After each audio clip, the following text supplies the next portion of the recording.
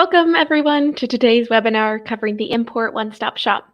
I'm Alex Wyatt, and I will be taking you through everything you need to know about the IELTS scheme to help businesses and your clients expand beyond the UK. Now, we've had a few webinars in our series so far covering B2B transactions and the 13th directive, as well as a general EU VAT webinar. And if you want to explore these videos, you can do so by clicking the links in the description below. So, starting off, we're going to start off with a little bit of an intro to Simply VAT. So, we specialize in international VAT for e-commerce businesses, trading cross-border into the EU, Norway, and Canada. We can help with the VAT registrations, ongoing VAT filings, consultancy, and 13th Directive reclaims. We've celebrated our 10-year anniversary recently, and so far have helped thousands of businesses comply as they expand their businesses internationally. Now, almost all retailers nowadays are either purchasing or manufacturing their products internationally or selling cross-border and really making compliance an important part of their business. We work with businesses like accountants or logistics firms to help their clients trade compliantly by acting as an extension to our partners' companies and even provide commission for any referrals that become clients. We'll be reaching out after today's webinar to discuss how we can work together further after the session today. Now, without further ado, on to the IELTS scheme. So the IELTS scheme was implemented with the EU VAT change rules that happened in July 2021. It essentially replaced what was the low value consignment relief threshold of €22, as the new rule stated that all goods imported into the EU will be subject to VAT. So, with this in mind, the European Commission implemented a new VAT scheme to help ease the importation of low value goods with a consignment value of up to €150. So, the IOS scheme allows for businesses to declare and pay the VAT collected at the point of sale on a monthly return. If sellers did not want to use the IOS scheme, then the alternative is to make the customer liable to pay the import VAT as the goods clear through customs rather than at the point of sale. So the IOS is available to both retailers selling direct to consumer and to marketplaces, and we're going to discuss how each are used slightly differently today. So let's look at the supplies covered by the IOS scheme. So first off, the goods must be dispatched from outside of the EU at the time that they are sold. Secondly, the consignment must not exceed €150 in total intrinsic value. This means that all items inside the consignment must not add up to above €150. Third, the goods must not be subject to any excise duties, such as products like alcohol or tobacco. Now, I mentioned the intrinsic value, and it's really important to understand how to calculate this. So the intrinsic value is the price of the goods themselves when they are sold to a private EU customer, excluding transport or insurance, and excluding any taxes as well, so including the VAT. So there's two things to note here. Firstly, if the shipping is included or calculated in the price listed on the website, so maybe a seller is offering free shipping, but it's actually calculated in the product price, then this total price should be used in this calculation for the intrinsic value. If the shipping is not included, for example, it is a separate line on the invoice, then it should be excluded from the intrinsic VAT calculation. Secondly, I just wanted to mention we are talking about the price of the sale price of the good and not the cost price of the good. So this is not this €150 intrinsic value is not the price that you're paying the manufacturer for. This is the price that you're selling the goods to the end consumer. So now there are some exclusions to the scheme that need to be noted. So any B2B transactions, again, you can go back to our last webinar where we talked about how to treat specific B2B transactions. Goods that are already located within the EU at the point of sale. So this would be covered under the Union OS scheme. Zero rated goods or exempt of VAT goods. Consignments with a value of 100 of above 150 euros in value, the supply of any services, and any excise duty products, as I mentioned before. So everything I've just listed will have different ways of treating the VAT on these sales. And I recommend reaching out if you have any questions about the individual tax treatments of the goods or services that you are sending or your customers are sending. So now we need to look at the seller's obligations under the IOS scheme. So the seller must charge VAT at the point of sale at the local rate of where the customer is located. This means having the VAT rates set up to appropriately charge the customer depending on the location of the customer. So make sure that any customers or sellers that you're working with are able to charge the VAT rates appropriately or have included it in the product prices. The seller must also ensure that consignments are all less than 150 euros in value. The invoice that accompanies the consignment as it clears through customs must show the price paid for the goods and the VAT amount per VAT rate charged to the customer. So, for example, if you have multiple VAT rates, because maybe there's a parcel with multiple different products, one being reduced rated, one being standard rated, these need to be shown as individual line items on the invoice. Finally, the seller must file monthly VAT returns to the tax authorities where they're registered to declare the sales and or refunds. So let's look at how this works in practice here. First off, the seller needs to register for the IOS scheme. Then they're going to be listing their products on their own website, and a customer from the EU is going to purchase from them.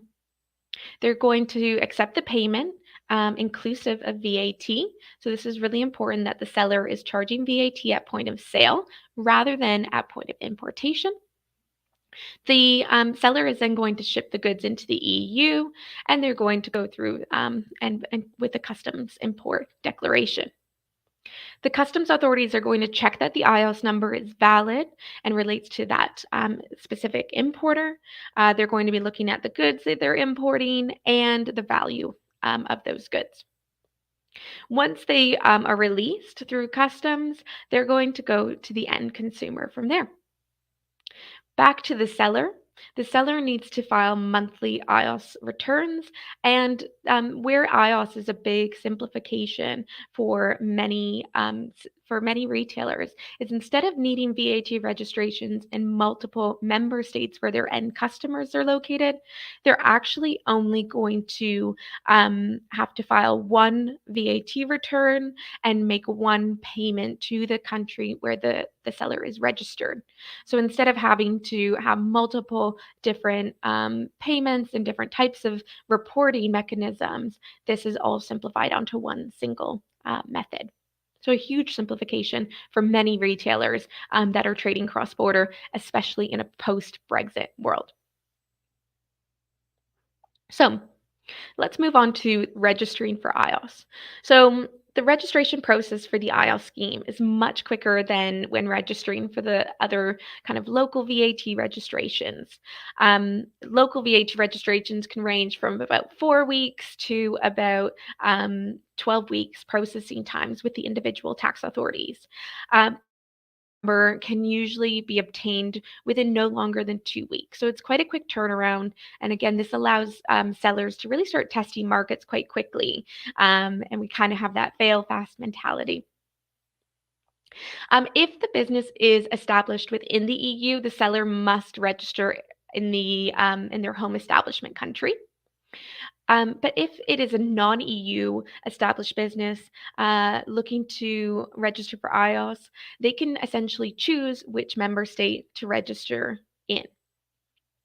Now, EU or non-EU, sorry, non-EU based companies will need an EU established intermediary in order to register. So that typically means that the registration country will typically take place in the country where the intermediary is established. Now, when registering for IOS, you must make sure that the IOS number is only used for IOS approved goods, and there should be no misuse of the number. Otherwise, the seller can risk getting an audit, not just from the country that the seller is registered in, but also all of the other EU member states now. So they do have a higher risk of being audited by 27 different member states. So it's really important to be compliant and file on time. The alternative, if you're not getting audited, is you're getting kicked off the scheme, and then you still need to VAT register in multiple EU member states to continue on with those transactions. So something to be aware about. So if we talk about the EU intermediary requirement here, as I mentioned, the non-EU established businesses must register via an EU intermediary. So these intermediaries become liable for the payment of the VAT due every month. The intermediary, sorry, receives a separate IOS number for each of the sellers that they represent. And if a seller wants to switch intermediaries, they must deregister the number with that intermediary and re-register under the new intermediary.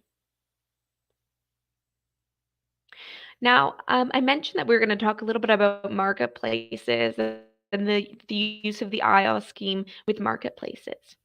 So, marketplaces, as of July 2021, have become the deemed supplier for specific transactions, including all sales made on their marketplace with a consignment value of less than 150 euros. That would fall under the IOS scheme. The marketplace must have one single IOS number that they're sharing with all of their merchants to use on the import documents. The marketplace will collect the VAT at the point of sale on behalf of the merchants and declare this on the marketplace's own IOS return. So sellers selling on both marketplaces and their own website must make sure that they're using the correct IOS number for the different platform sales so that they're not getting any of this confused. So I wanted to add in a few common questions here. And one of our most commonly asked questions is how to treat sales to Northern Ireland. Now, sales to Northern Ireland under the 135 pound threshold, where the merchant is registered for the IOS scheme, should be declared on the IOS return. This means that the seller must notify HMRC that they are registered for the IOS scheme and that the VAT is going to now be declared on the IOS and it's no longer going to be declared on the UK VAT return. Similarly, the payment of VAT collected should be paid on the IOS return and not directly to HMRC. So this is really common, and you need to make sure that these sales are being split. If you're an accountant, you're still going to make sure that you're recording these on the P&L, but you're going to keep it away from the VAT return.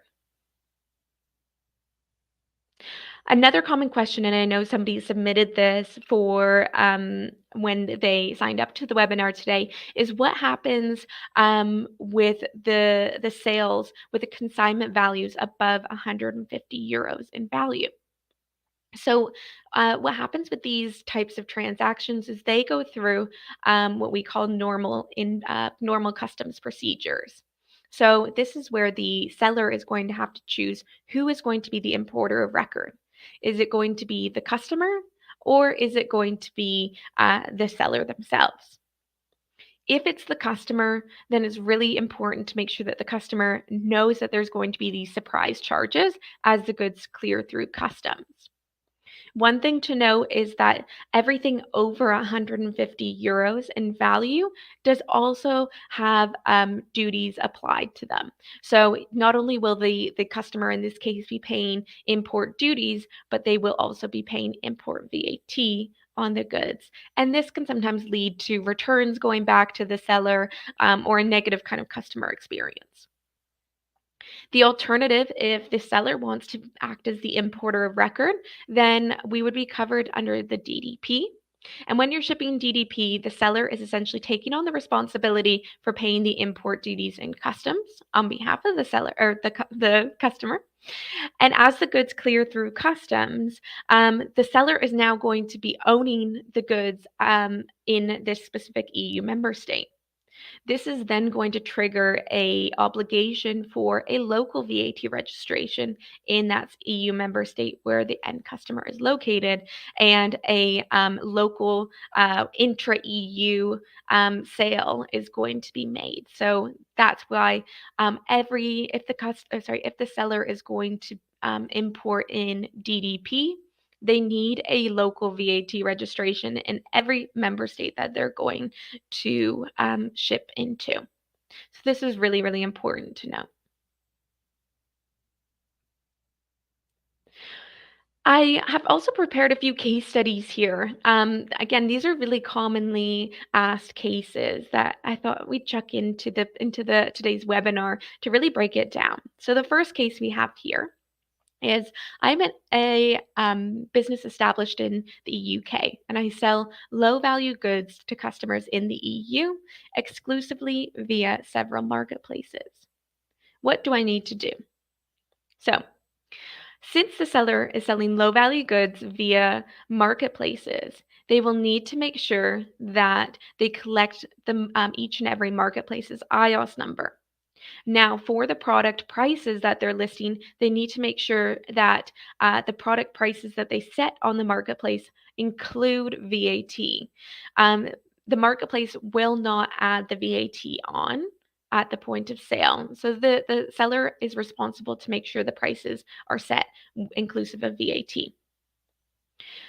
Once these goods are sold, the seller needs to use the correct IOS number, dependent on the platform the goods were sold on, so that the parcels can go through customs with fast release and can go directly to the end consumer.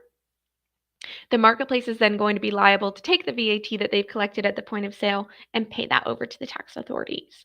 So it's relatively simple when we are covered by a marketplace. If we look at the second case here, so I am a business established in the UK and I sell low value goods to customers in the EU via my own website and a marketplace that is IOS registered. What do I need to do?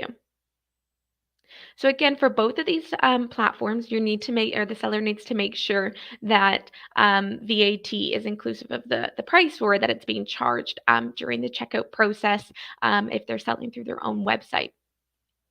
For the marketplace sales, as we just mentioned, you will need to make sure that you're using the marketplace IOS number on these parcels. For the sales made through the seller's own website, the seller can register for the IOS scheme via an intermediary because they're based outside of the EU, and charge VAT at the point of sale, use the IOS number on the shipments to the EU customers from the website sales, and declare and pay the VAT on the monthly IOS return. Alternatively, if the seller doesn't want to file IOS monthly returns, the seller can make the customer the importer of record of these goods. And a final case here for you that we're going to go through.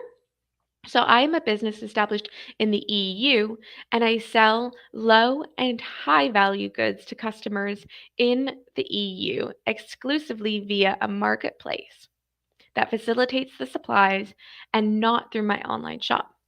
The goods are dispatched directly from a place outside the EU to customers in the EU. What do I need to do? So in this case here, we have a company that's actually established within the EU, and the goods are going from outside the EU, both above and below the 150 euro threshold.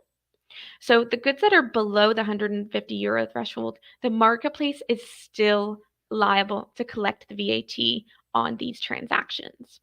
The goods are still coming from outside the EU, and the EU business is going to be using the marketplace's IOS number to import those goods.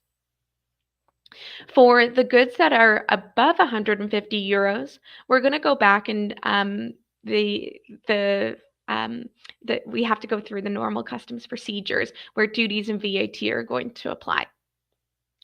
So please note that again, the seller can ship DDP or DAP. However, some marketplaces such as Amazon require their sellers to be the importer of record to give that excellent customer service, and therefore we're requiring registrations in multiple EU member states where the goods are being sent. So just keep that in mind. So this is both for EU and non-EU businesses. This case is going to apply really, really similarly. So let's quickly touch on how Simply VAT can help. We're going to start off to the benefits of iOS specifically, and there's quite a suite of benefits that we have. So on the left-hand side of the screen here, we have some pain points of sellers, and on the right-hand side, we have the benefits of the iOS scheme. So first off, we have the registrations, like I mentioned, typically take quite a long time with the tax authorities. Now, the registration process with Simply VAT only takes no longer than 30 minutes, and then we send that off to the tax authorities and we get the number back within no longer than 2 weeks. Next, dealing with a pain point that some sellers will have is dealing with multiple returns from customers due to not wanting to pay import VAT. So we're seeing this a lot with retailers that are trying to, send goods into the EU in this post-Brexit era, and customers aren't super happy with the surprise charges as the goods are being sent through customs if the seller is not registered for iOS. And therefore, they just say, I'm not going to pay this, and the goods are being returned right back to the seller. So this is leading to loss of sales and also, extra costs for the seller to process. So with the iOS scheme, the customers have a seamless experience. So there's no additional unexpected charges. They're paying the VAT at the point of sale, just like we all do at if we go to a local store or if we purchase online domestically, you're paying the VAT and you don't realize that you're paying it. And this allows for the customer to have a better customer experience with no unexpected fees. Next, a huge pain point, especially post Brexit, is clearing goods through customs. Now, with the iOS scheme, the iOS number on your customs documentation allows for fast release from customs. So this means if the iOS number is on there and the information is on the documentation, the goods will be allowed to go straight through customs with no extra checks from there. So that is really, really important for a lot of sellers as well. Next is the cash flow impact of reclaiming import VAT. So this is a big pain point for a lot of sellers. Maybe if you are shipping in DDP and paying the import VAT and having to reclaim that on that local VAT return, if you're filing quarterly, there's going to be a delay in reclaiming that that import VAT that was paid. So with the iOS scheme, there's only sales VAT charged. So there's no reclaiming of import VAT. So instead of collecting sales VAT, paying the import VAT, and then offsetting the sales VAT with the import VAT paid, we're no longer doing that and just passing over the sales VAT. So again, a lot more simplified process, and we're saving on our cash flow as well. Okay, moving on here. So we have launched and we've been working really, really hard to release a system that eases the burden of VAT reporting for sellers. This platform is called Tribexa.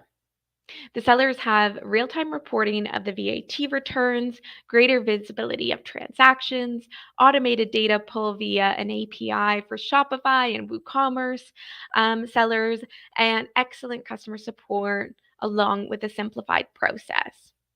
As I mentioned, the registrations take no longer than 30 minutes to complete, and the VAT return approval process only takes a few clicks of a button, no longer than 5 minutes to finish a return. So, really simplifying that process and easing the VAT burden that if you're not in the accounting space, not many people like to spend time on their VAT, as we all know.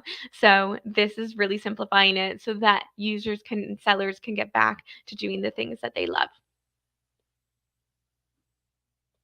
So, how does Tribexa work for our partners?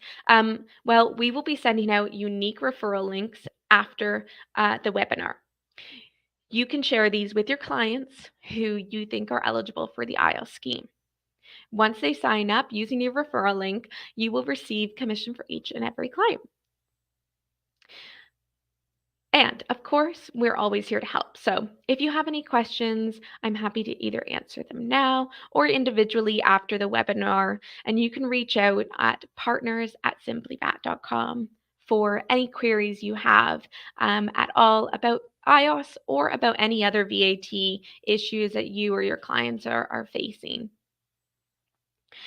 We'll also be sending out some the slides afterwards, so you can go through the slides along with any a few more documents surrounding iOS and your unique referral links.